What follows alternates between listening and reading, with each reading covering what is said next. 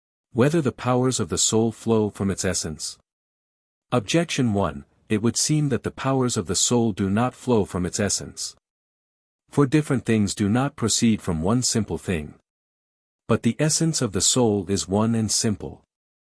Since, therefore, the powers of the soul are many and various, they cannot proceed from its essence.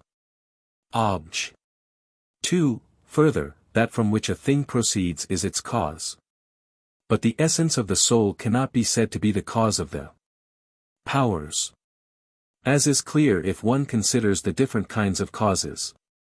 Therefore the powers of the soul do not flow from its essence. Obj.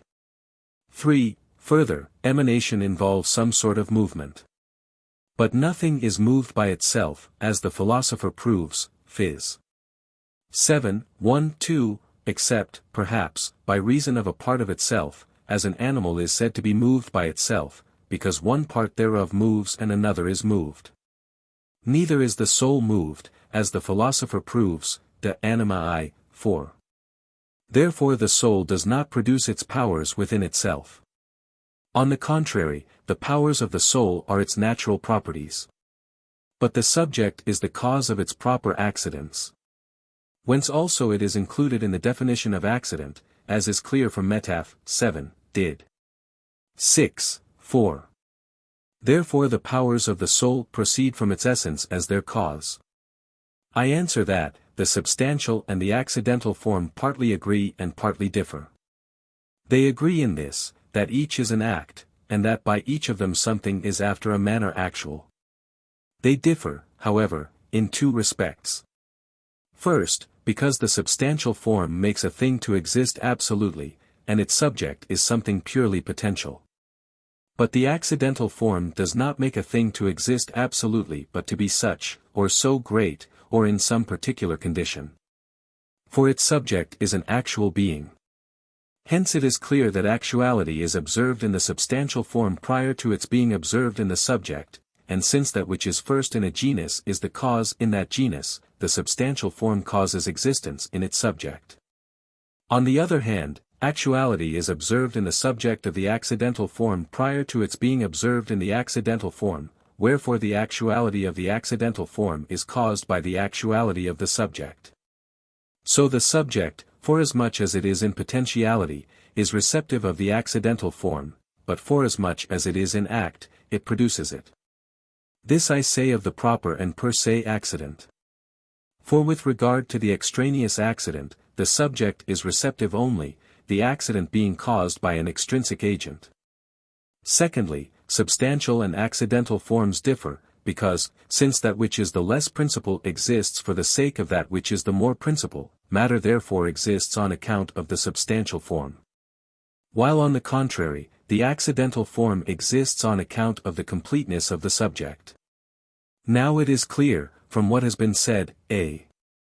5, that either the subject of the soul's powers is the soul itself alone, which can be the subject of an accident, forasmuch as it has something of potentiality, as we have said above, 1, add 6, or else this subject is the composite. Now the composite is actual by the soul. Whence it is clear that all the powers of the soul, whether their subject be the soul alone, or the composite, flow from the essence of the soul, as from their principle. Because it has already been said that the accident is caused by the subject according as it is actual, and is received into it according as it is in potentiality. Reply Obj. 1. From one simple thing many things may proceed naturally, in a certain order, or again if there be diversity of recipients. Thus, from the one essence of the soul many and various powers proceed, both because order exists among these powers, and also by reason of the diversity of the corporeal organs. Reply Obj. 2. The subject is both the final cause, and in a way the active cause, of its proper accident. It is also as it were the material cause, inasmuch as it is receptive of the accident. From this we may gather that the essence of the soul is the cause of all its powers, as their end, and as their active principle, and of some as receptive thereof. Reply Obj. 3. The emanation of proper accidents from their subject is not by way of transmutation, but by a certain natural resultance,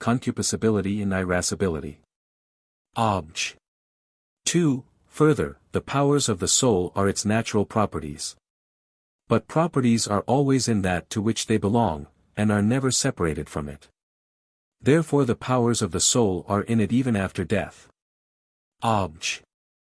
3. Further, the powers even of the sensitive soul are not weakened when the body becomes weak, because, as the philosopher says, de anima eye, for, if an old man were given the eye of a young man, he would see even as well as a young man. But weakness is the road to corruption. Therefore the powers of the soul are not corrupted when the body is corrupted, but remain in the separated soul. Obj. 4. Further, memory is a power of the sensitive soul, as the philosopher proves, de memor.